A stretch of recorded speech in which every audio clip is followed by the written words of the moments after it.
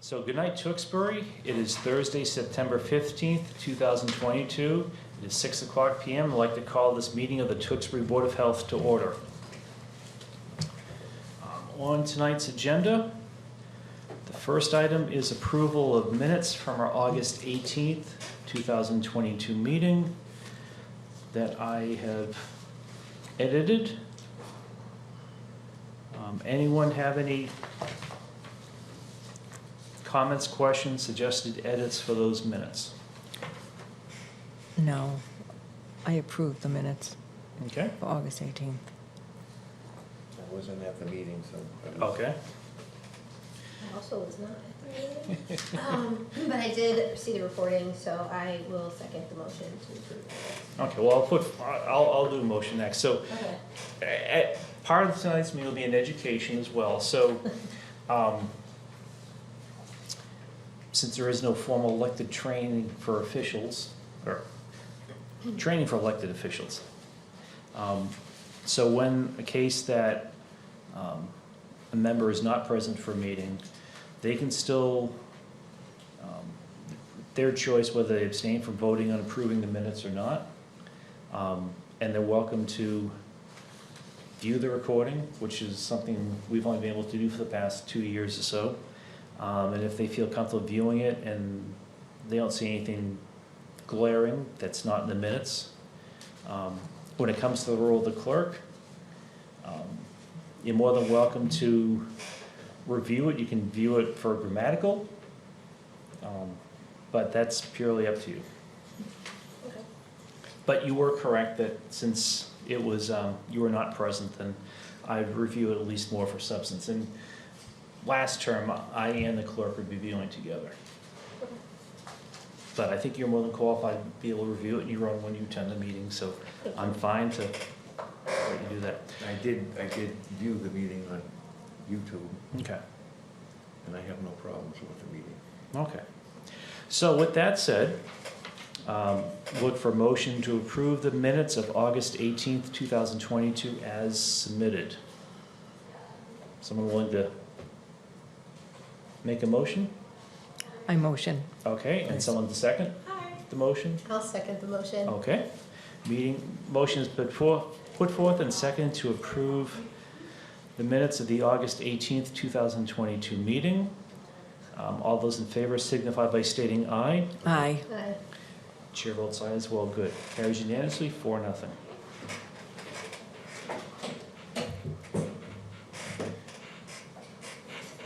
Are these our apprentices? Okay.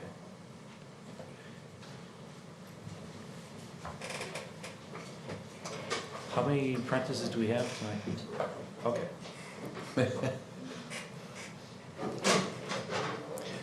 Good timing, you folks, because the first order we have, a new business, are 2 body art apprentice candidates for Route 38 tattoo. So if the 2 apprentices like to come forward, and I realize there's only 1 chair there, so let me just grab another chair and then want to explain the sign sheet. Yeah, if you could just sign in on the sign-in sheet too.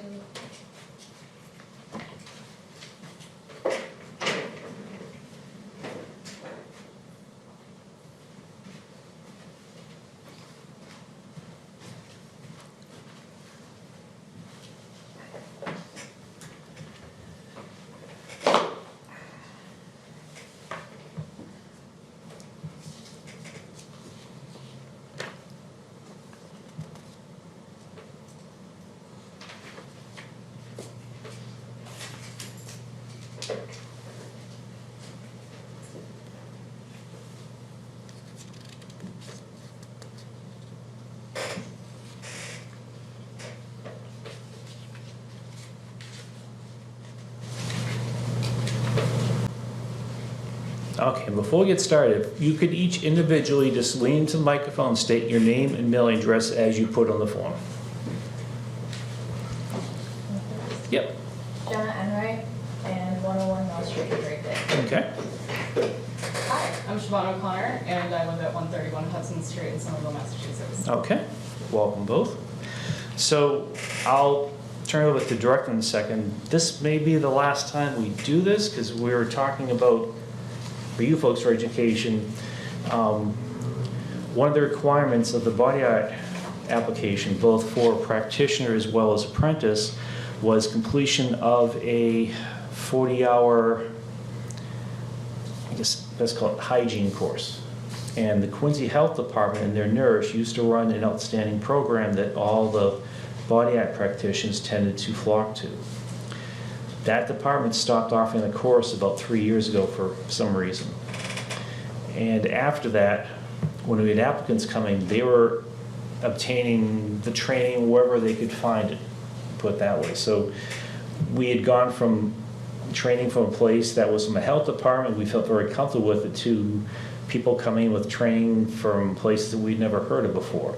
So with it, we had required that the any applicant, practitioner, or apprentice come before us. And for the last couple of years, we'd had a dentist on the board, and he would always quiz the applicants just to make sure that they knew their stuff for proper hygiene and antiseptic techniques. Both tattoo establishments in town are now using the same training provider that's up in New Hampshire. And the same board member that used to quiz applicants felt very comfortable that that training facility seemed to be very close to the quality of what the Quincy Skin course used to be. So with it, we turned this more to a, I guess, a meet and greet, and then that member would occasionally just quiz the applicant on something about hygiene, just a spot check, if anything else. But the director approves the application, so they don't, no one comes before us that has not been approved by the director. So the question really is, after we get through this tonight, and we'll look at the rate, I don't think it's specified in it, is that we as a board can then just make an administrative decision that we don't need to have them come before us if we think that's not something that's necessary. And so for you folks, there is no pressure tonight. There's nothing that you can say or do tonight that's going to mean she's going to reject your application. So this is just a formal meet and greet and nothing else.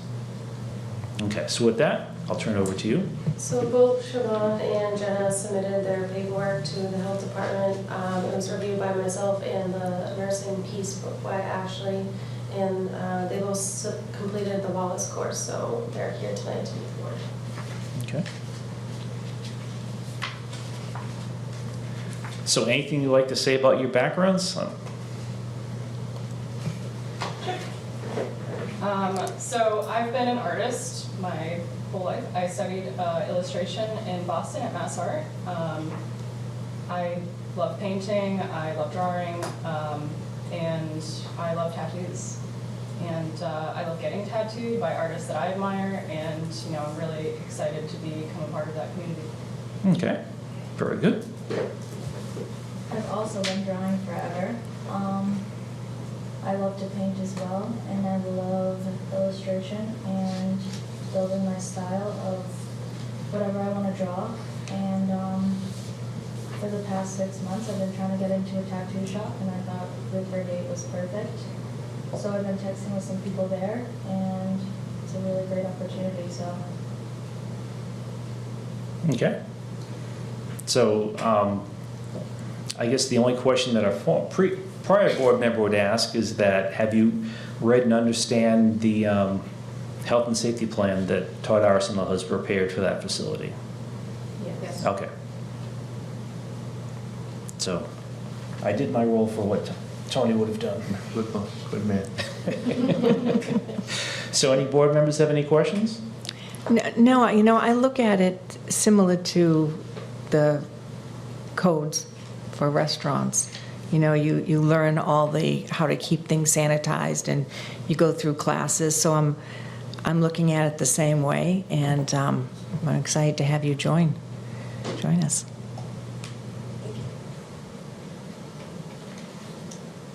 No questions. I do actually, so for the apprenticeship, how long is your apprenticeship for, actually? Do you guys know, is there a certain time frame?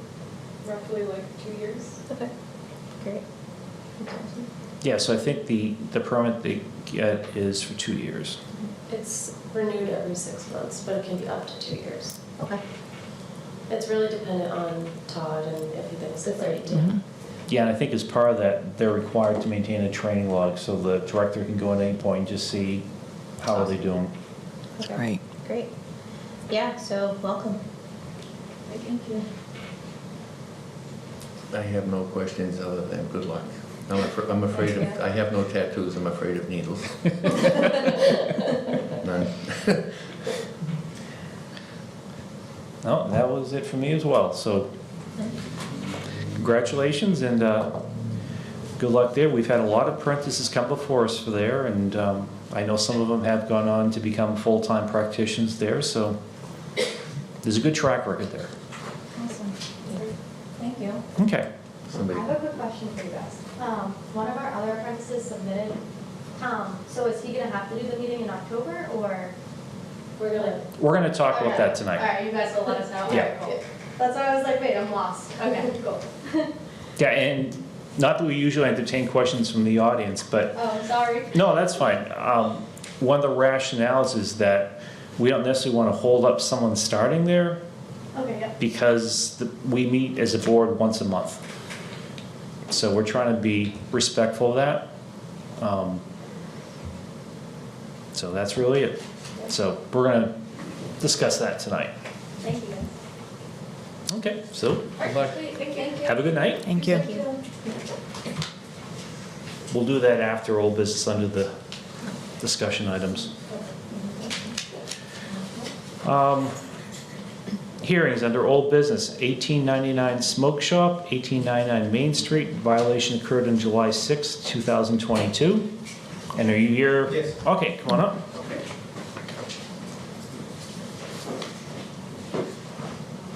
Evening, members. Can you sign in? Yep, sign in and then announce your name and address as you wrote it in the sign-in sheet for the record, please. My name is Paratosh Patel, and I'm here for 1899 Smoke Shop, which is at 1899 Main Street in Toast.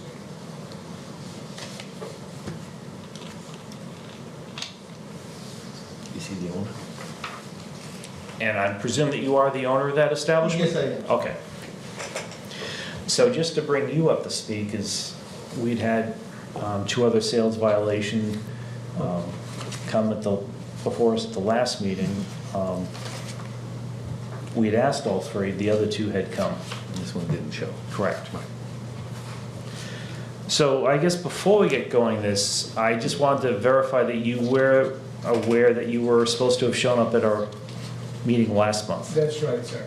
So what happened, I apologize for that, but to date, I still haven't seen the letter.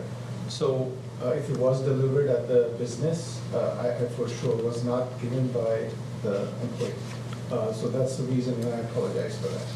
That was the only reason why. I always respond to, if I get an email, I see the emails, I have access to emails, so look at it, I think I was emailed by you, so I replied, and here I am.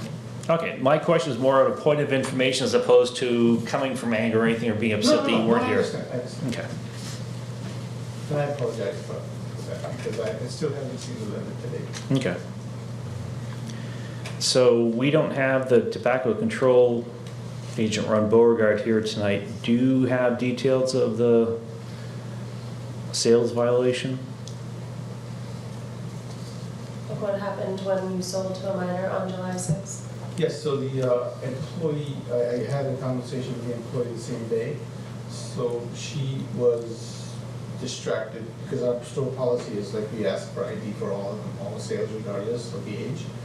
And she was on the phone, I saw the video, and I think she got just distracted by that, and she just gave it. So I had to give her a verbal warning that if this happens one more time, then she's not gonna be employed at the store. Along with that, I'm also gonna make it like a store policy to make sure there's no phones allowed while you're behind the counter. So there's no kind of distraction. And I also I'm looking into a few ID systems, which I'm just gonna make it a policy that whoever comes in for a tobacco sale, they just have to show ID, you scan it in, and then you just give them the purchase. Okay, so I'm familiar with one tobacco store in Lowell where he's actually set up sort of a ante-way where before you are allowed entrance into the store, you show your ID so they can make sure that someone is of legal age of 20 or over to even enter the store. And if they happen to have little kids, then they stay in that little enclosure without going into the store. So at your facility, do you check the ID or the age of people coming in, or is it only at the time of purchase? Only at the time of the purchase. Okay. That's how the physical setup of the store is. There's only one door to enter, and the counter is just a little bit further up on the right. Okay. So the reason we ask you to come before, and for board member education, we had added in the requirement that anyone that has a sales violation come before us. Now, someone can request a hearing if they want to contest the fine. But in this case, no one contested the fine from all three. But we also like them to come in just to talk with us about what their plans are for trying to ensure this doesn't happen in the future. And it's nothing that is a formal written plan, we just more like to have them come in and just let us know what their plans are going forward so we don't have a repeat. Sure. Especially now because the fines are much stiffer. It's not something that we can afford right now because business hasn't been the same since the pandemic. But yes, so we understand that. So one thing, just to, so you're aware, and we will be updating our tobacco regs to make it on par with the state, not anything new. But at the last meeting, one of the two sales violators had asked not for, was not questioning the sale violation, but rather asking for leniency, could we reduce the amount? And we said at that meeting, unfortunately, we can't because it's set by the state in this case. The only thing that we were going to check to see if we had any control over was, did that amount have to be paid in one lump sum, or could it be sort of an installment plan, so to speak? And in hearing back from town council, we'll incorporate into the updated reg that you're able to pay installments if you need to, but all outstanding fines have to be paid off in full before the permit can be renewed at the end of the year. So that may or may not have any application here, but I just wanted to give you a heads up that we realize it's painful, but we're also trying to see what we can do to No, I understand. make it a little easier. Sure. That's good to know. Okay, so moving forward, is there anything aside from you mentioned about the no cell phone policy behind the counter, is there anything else you talked about an ID system? Yeah, system, yeah. And That just should help, I think. one of the vendors that had, or sales violators last time had mentioned that they had looked at, sales, they have a system that scans the ID, but not all IDs from all 50 states scan the same way, and some cannot be scanned by that system. Right. So what I'm looking at is, I've had it at one of my other liquor stores, not mine, but my friends. It's a system that's used even by the federal buildings, where I get an update every month from them. So even if there's a change in ID for any state, it updates it. And if there's any security that has been applied to the ID, it incorporates in there. So it's a pretty state-of-the-art system. It costs almost $3,000-4,000 just for the ID system. So that's the one that I'm looking at in terms of implementing it. Well, as another way of looking at it, the price of that equals 2 sales violations within the 3-year window, so. Yeah. And it's more important to make it a habit just for all my employees to just keep scanning and then keep scanning and then get tobacco. So that way, if there's any, even if it's a person who we have been seeing before, who's 21, if that person's ID expired, then we just don't give it until the person gets a valid ID. Okay. So any board members have any questions? Go ahead. So how many employees do you have? Just one. Just one? Okay, and what is the type of training or onboarding that they, She has had a sort of like tips type training. I mean, she didn't take, she was there and we took the course. We did it for more like alcohol type training, but it's similar, right? Because you have to check the IDs and stuff, so. So she just had something like that. okay. And then you said you're implementing a policy currently to verify an ID, correct? So is that all set in Yes. stone and written out? Yes, She yes. understands? She understands that, we already have that in place, so Okay. that she already understands that, but as I said, so she didn't have any other reason but to say that. And I saw in the video that, you know, she was distracted with the phone, she was on the phone until there was, I believe when the gentleman came in for the cigarette, he was the only one in the store, so it wasn't like there was any kind of other distraction. So it was purely a phone thing that I saw. And I'm guessing the phone policy has already been in place as Yeah, well? Since yes, that. after the fact, yes. Okay. And then you talked about this ID system that you're looking into. When do you think that you would be I should be able to do that in less than a month. less than a month? Less than a Okay, month. thank you. You're welcome. The only question I have is I see other places that have the same concerns, and they have a big sign. As soon as I walk in, I see a big sign where everyone has to show their ID. Yes. Do you have that posted? Yes, I do. I do. Okay. I do. It's on the counter. No, Not when you, big on the door. But I mean, I can put it on the door. I know that when I go in, I get it ready. Yeah, Because yeah, you see sure, it, sure. and you get it Absolutely. ready. Yeah, yeah. No, I can do that, because I have it on the counter already, but I Yeah. can do it on the door. Visibility is Yeah, sure, sure. important. I'm trying to remember, I know last meeting, Mr. Scarano had mentioned just a simple one-word change in the sign. I think it was something about, I think the sign right now is "Have your ID ready?" And I think it was something about, I can't remember how he worded it, but, so it's more proactive that they've already pulled out their ID Right. as opposed to, Yeah, so like what I normally use is I would say no ID, no sale. That's what I would. okay. Okay. And so that doesn't say that only above certain age or anything like that, it's just no ID, no sale. Any questions, Mr. Rube? I would assume you would see mostly driver's licenses, correct? Yeah, I mean, sometimes IDs. passports, sometimes. because- Sometimes passports? Yes, yes. Wow. Because for whatever reason, if they don't have their driver's ID. Well, they shouldn't be driving into Driving the ID, place they Yeah. shouldn't be You see driving on the passports. road. Jesus.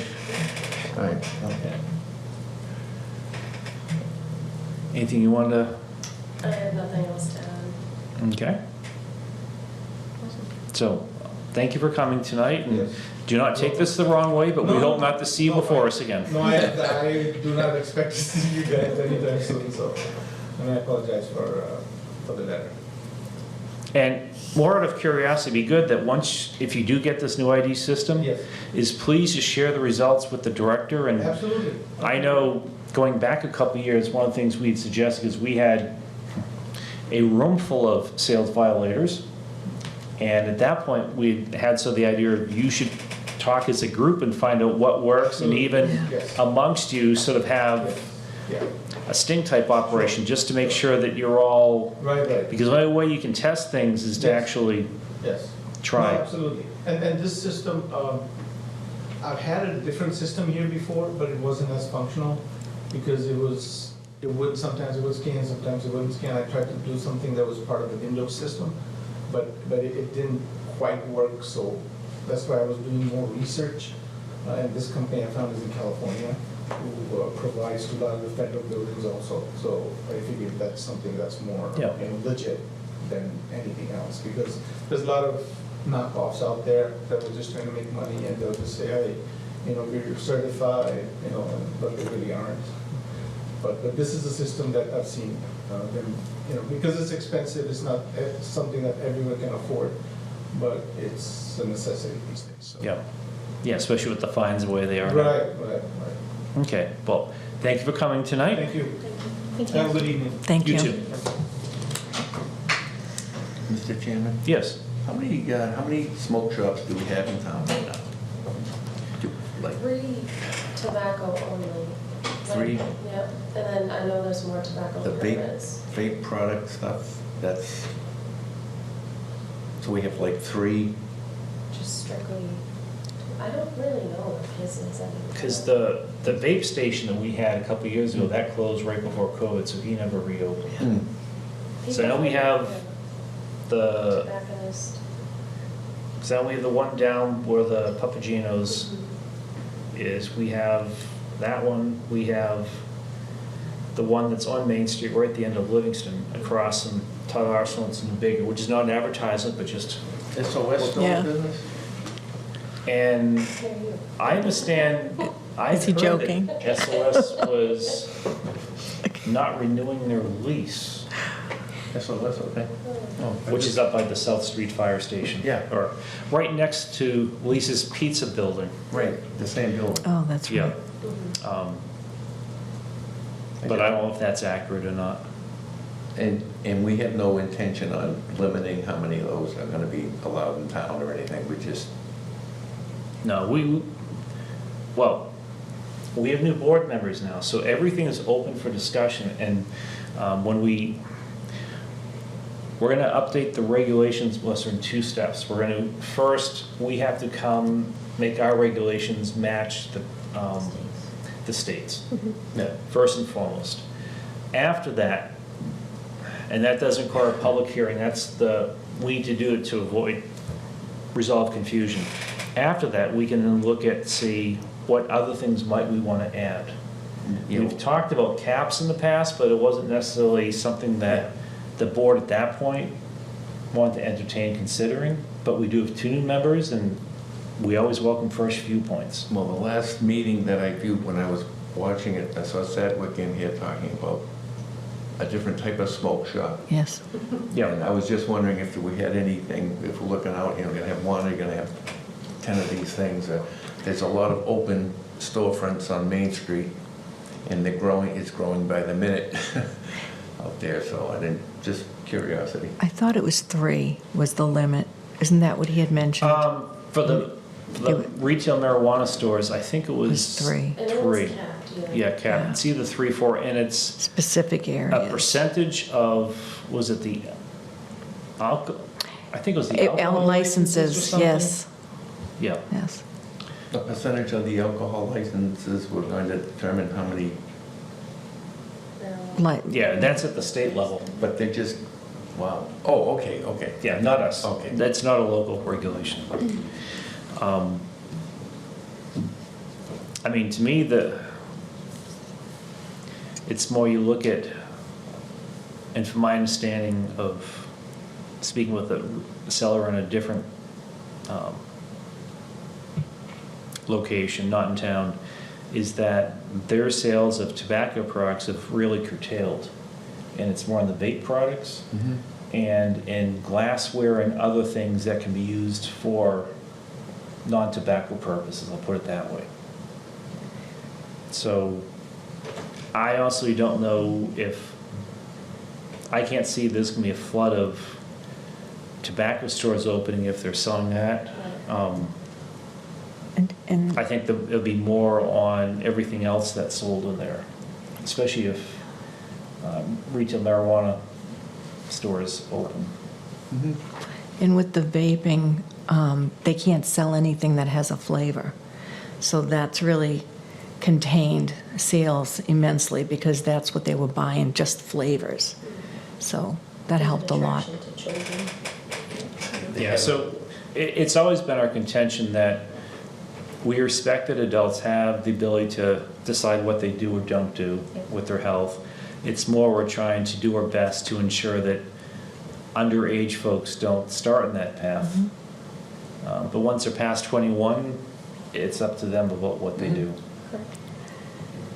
I was kind of surprised how that whole topic came into the Board of Health. It came to us as opposed to what I would think we would have been part of that decision from the get-go. It came to you, came to us. It was like, what's he at? What are we doing here? So it was like a surprise that, they're gonna open retail marijuana shops in town. I thought would be part of that discussion from the get-go, but that's me. That's, This whole I'm thing back. started,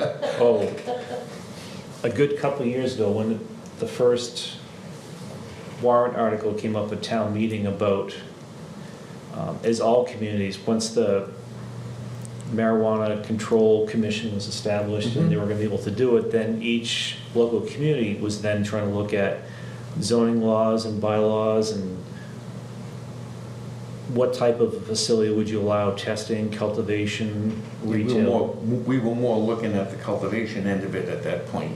Right, and I all think, of a sudden, this came, it's on, you know, it just came, here's what we're gonna do, and it's like, well, the Board of Health, in my opinion, should have been part of that initial discussion around how it was be brought to the town. But again, that's me, that's, yeah, I don't know. But it's here, so Yeah, move on. it's I will. here. I shall. But Steve Salick had talked to me about this.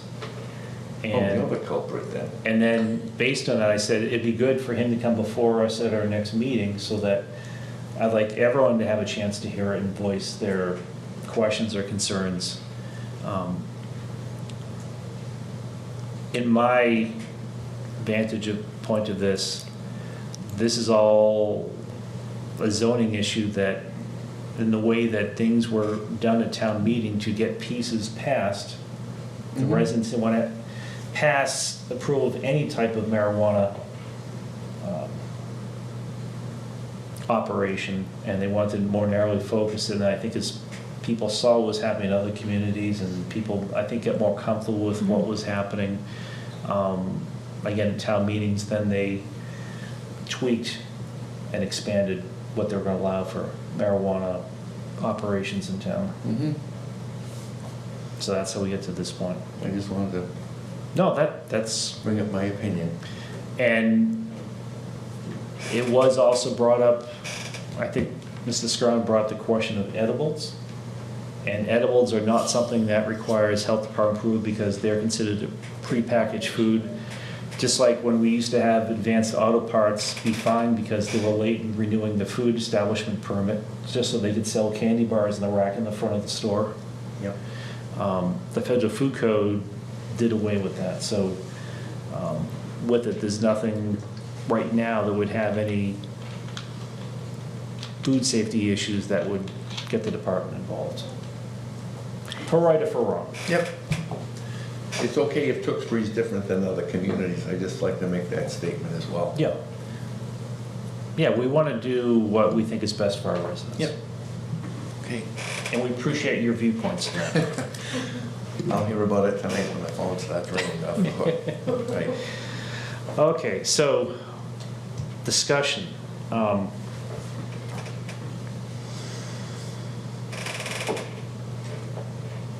Yeah, I don't have the body art regulation in front of me, but I'll just poll members tonight, and then we can more thoroughly look at it for the next meeting, and then we can address. Because I have a pending artist. Yeah, so I guess that there are two things we can do tonight. We can start the discussion, because I'd rather have Mr. Scarano here as well as make a final decision, but tonight at least, we can at least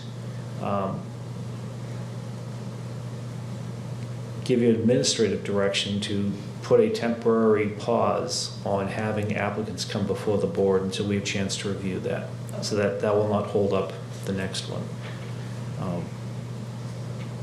But first, I want to have just the poll of members, because if they're fine with it, then we can go ahead with that administrative item. So I'll turn the microphone over to you folks in terms of, all they're really coming before us right now is just so we can see who they are, and Right. That's really it. One of the things that we had hoped to do, and I don't want to pile more on your plate, Melissa, because you're also our Tewksbury Cares rep, but one of the things that we had gotten from the City of Quincy Health Department was their skin course materials. their training materials.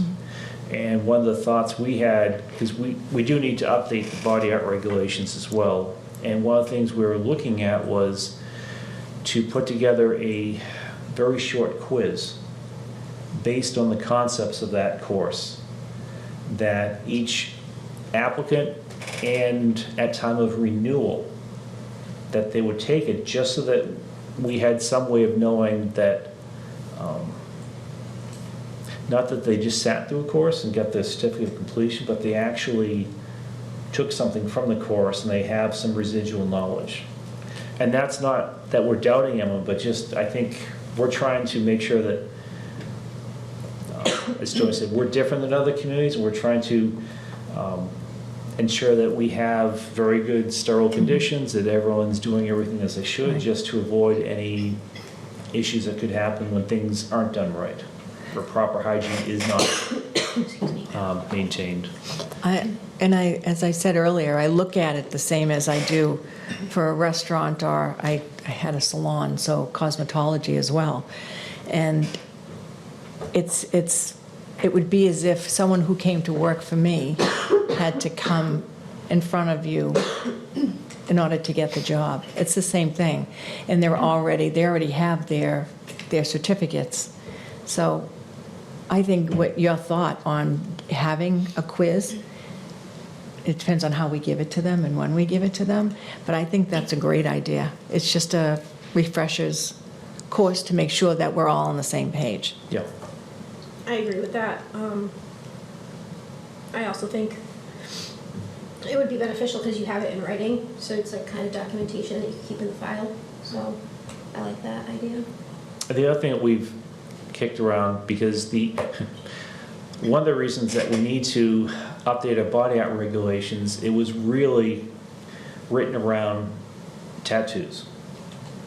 And because there is no national accreditation board for tattoo artists, every state has gone to different extents for doing something about that. And in Massachusetts, it's really been left up to local communities. But then this whole microblading piece has come in, and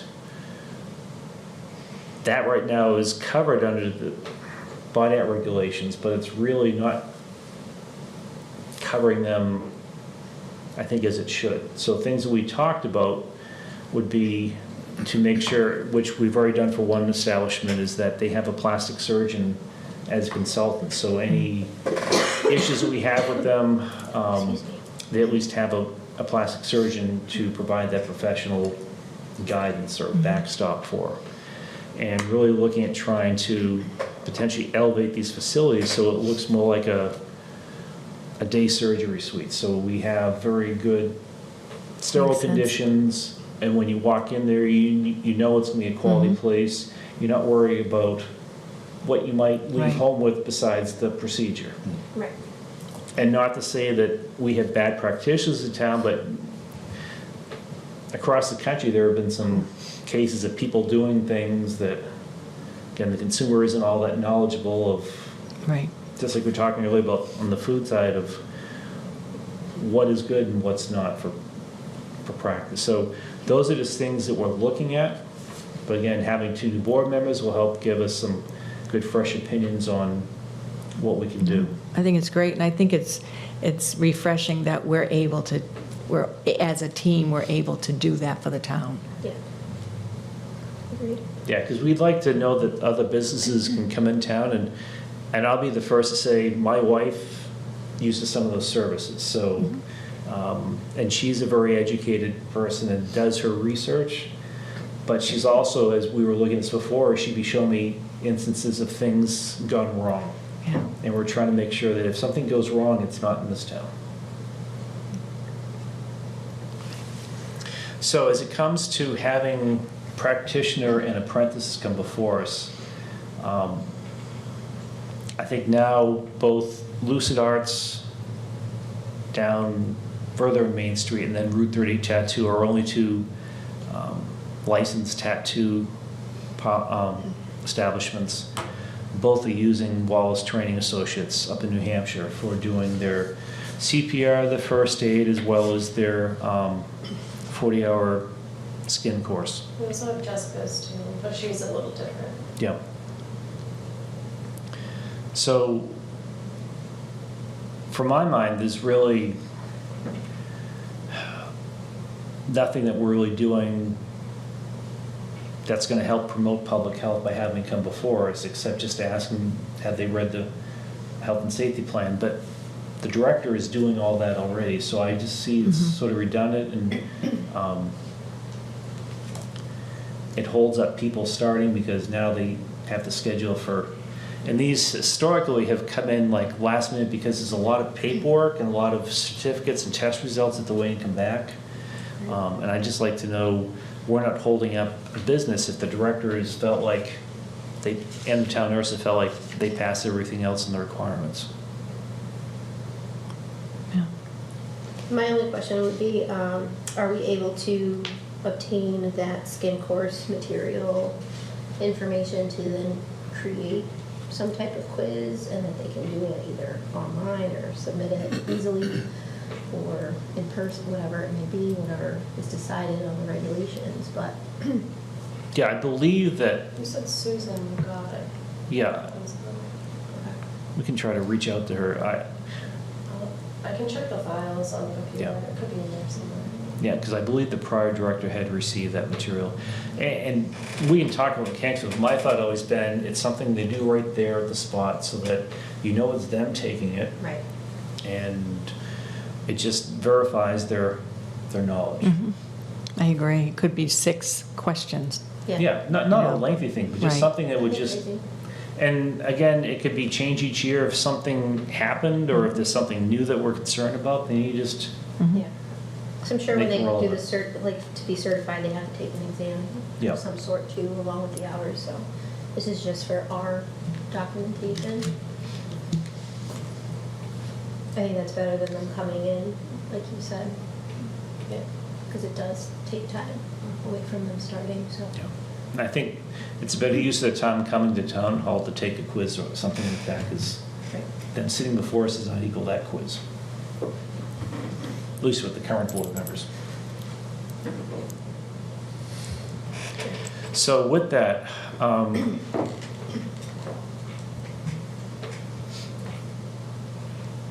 we can look at, make an administrative decision that the director can temporarily suspend requiring having body art practitioners and applicants come before the board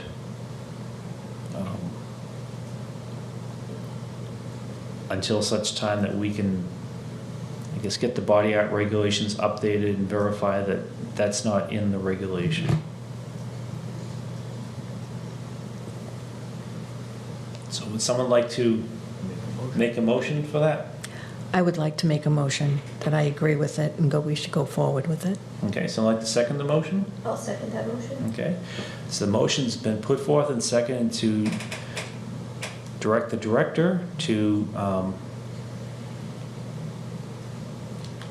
put a pause on requiring applicants for both practitioner and apprentice body art licenses to come before the board.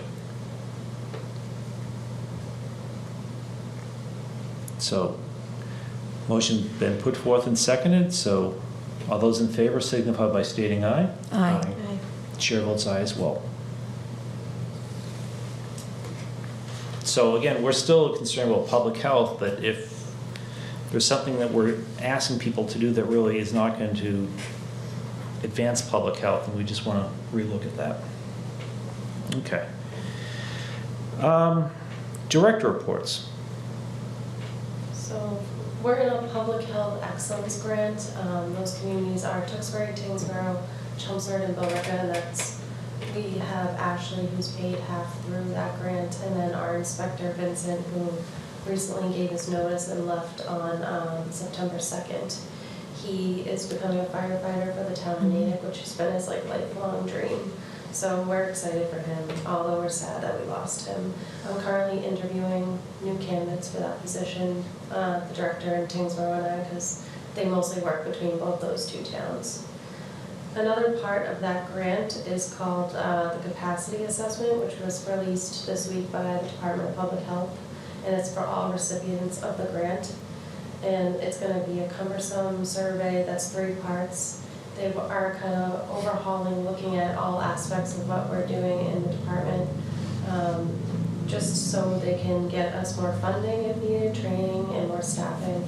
They want to look at everyone in the state that's part of the grant, which is most communities, just to see how public health is doing throughout the state.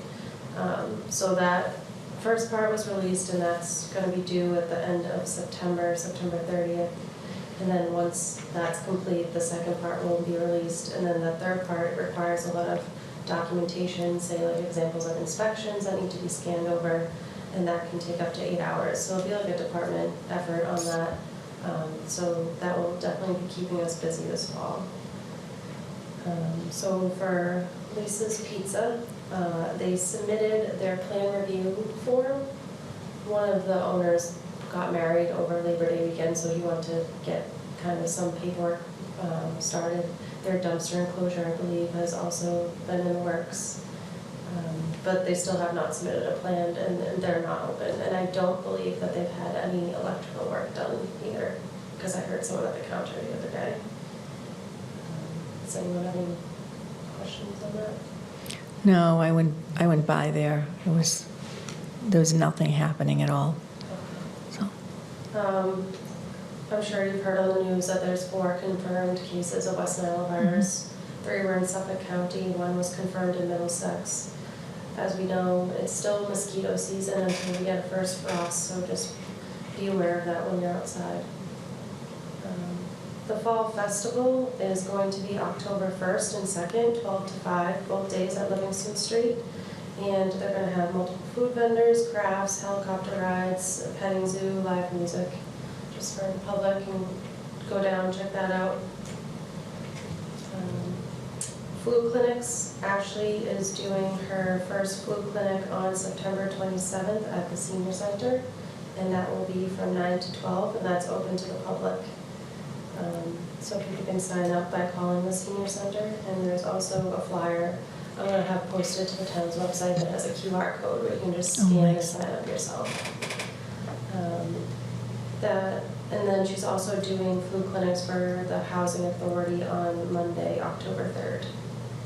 If anyone needs a homebound flu shot, you can call the health department and Ashley can set that up with you. Pam is doing her backyard hen group, our animal inspector. They're meeting on October 12th at the library from 5:30 to 8 p.m. and she's going to have a guest speaker. it's a busy time. It is. That's all I have.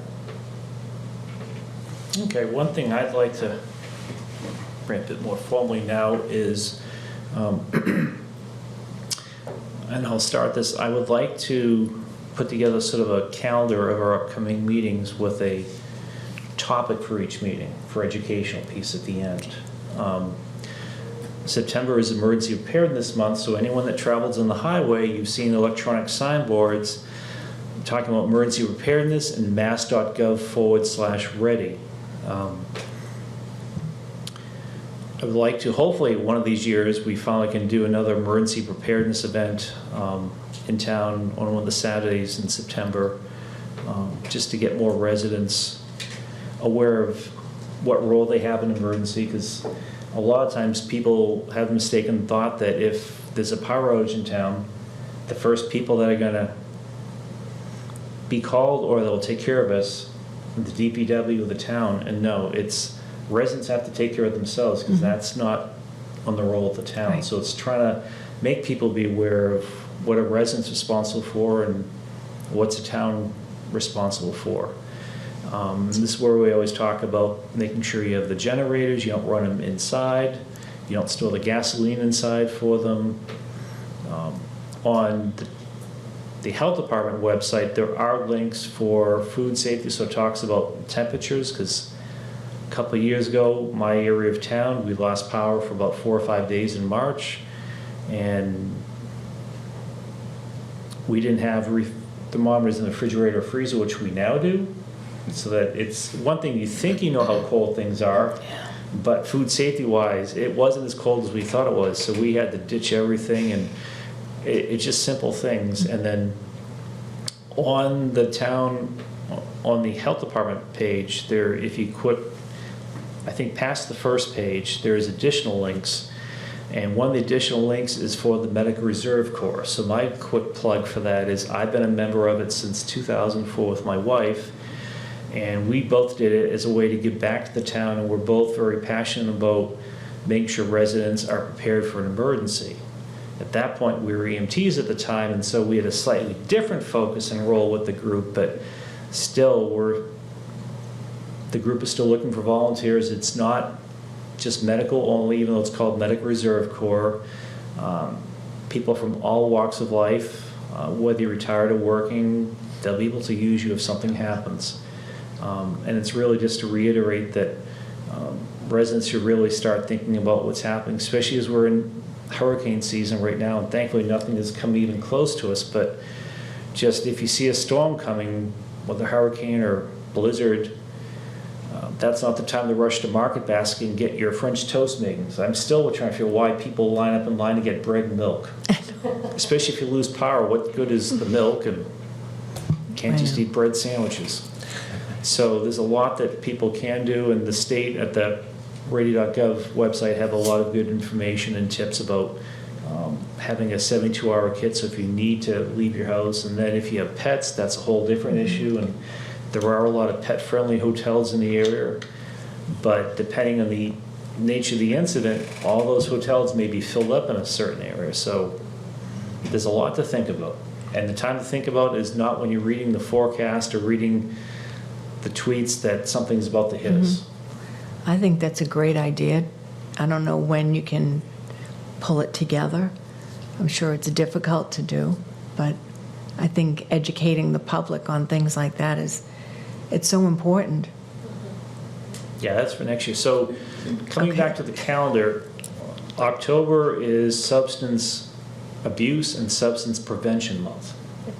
And historically, I've had Maria Ruggiero come in, talk about from Tewksbury Cares aspect, and we've had the police chief come in just to talk to us about what are they doing for resources for those items. And the prior chief had once brought in statistics of just the overdose statistics for a given year, and for me it was an eye-opener, because it was like the youngest age was 14 and the oldest was in their 70s. And we all have a stereotypical image of the age that someone would be, and just knowing how wide an age range was really an eye-opener. So we're hoping to have them come, and we're going to see if they're going to be able to do Narcan administration training for us that night. So I'm looking at these as an opportunity that we can have, whether someone during the main part of the meeting come and talk to us about a specific health-related topic, or something we can do at the end that might involve a little educational piece. I've done hands-only CPR at one of the meetings before, and I look at doing that for June. So just looking forward, what would be good topics that we could do, one topic per month, and then we can just have that publicized as well on the town website, aside from the agenda, just so that if people have an interest in anything, they can either attend, or if they're interested in helping us out with that, then we'd welcome that as well. Great. So that's for all of us, because I've already piled enough on your plate. No, I like that idea, absolutely. And if there's anything that I can help with, we'll definitely do so. And I think one of the things I'd look at from our expert at the end of the table is, I'd like to figure out what month would be good to do, like Food Safety Month. And what are some simple things that people can do at home? I mean, when we've been talking about the grease tanks, which is Charlie's I have no grease tanks. thing with the regulation. She's got a grease tank. The funny thing is, we're focused on restaurants and how much grease they dump down, but the reality is, the residential users of the sewer dump a whole lot more down the drain, and we're not doing anything to educate them. That's We've right. got 46 or 7 lift stations in town. It was out over the Labor Day weekend. There's all types of issues going on, not only electromechanical, but things that people are putting down there, and whether it be dental floss or whatever. You'd be surprised what can Yeah. stop a neighborhood from using its toilets for a while. And Yeah. it's, we got a lot of lift stations in town, so. And it gets That's into true. the water systems. I mean, people dumping drugs, prescription Yep, medications yep. into our water, so that is why I'm a firm component of not drinking tap water. Yeah. But for multiple reasons. But also in regards to the preparedness month, there's also, for people who like apps on their phones, there's a FEMA app, so it's FEMA app. And that will give you tips and stuff right on your phone, so you can look at it. And it'll also give you, I believe, the weather and stuff that might be coming up, so kind of alerts for you to kind of be aware prior to something occurring, so. And one thing that we will address at a separate meeting is something you probably weren't aware of, that we all have a role if the town opens up an emergency dispensary site or dispensing site at the high school. So I was shocked to find we all had specific roles at that. Oh, that's good. So we're going to be good to share that with everyone, and then we can talk more about that at one of our upcoming meetings. So again, I'm open to suggestions, and I'd like us to try to become more of a proactive board than a reactive board, and not just have items on the agenda because someone has not done something right. I'd like to use this as an educational vehicle tool as well. I like that. Yeah, and to be honest with you, I think you have the right board members that can participate and add all sorts of things that will help you get that. Yeah. Absolutely. And this is one that I know I can't do it alone, so I'm going to look for everyone's assistance. Sure. Be a better product. So that's all I had to bring. Just one other thing too, because it had been an issue that was brought to me by some prior board members some years ago, that I, as the chair, were not keeping members apprised of situations.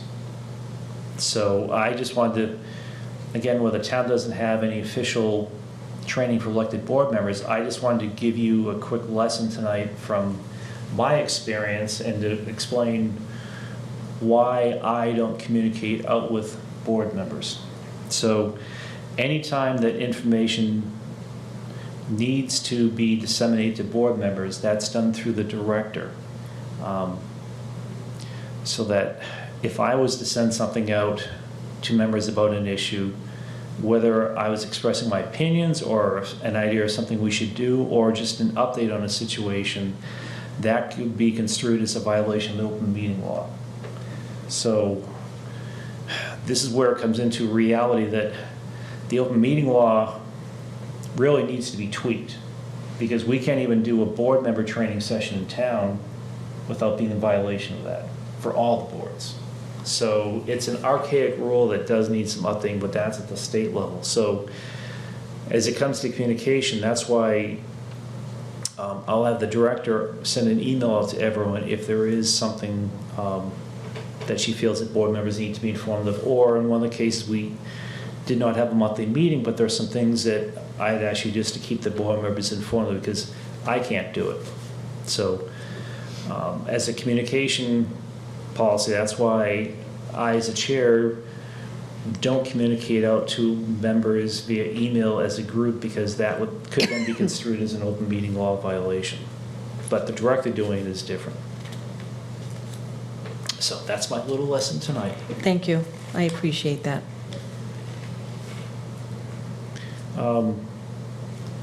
Anyone else have any reports? Anything from Tewksbury Cares?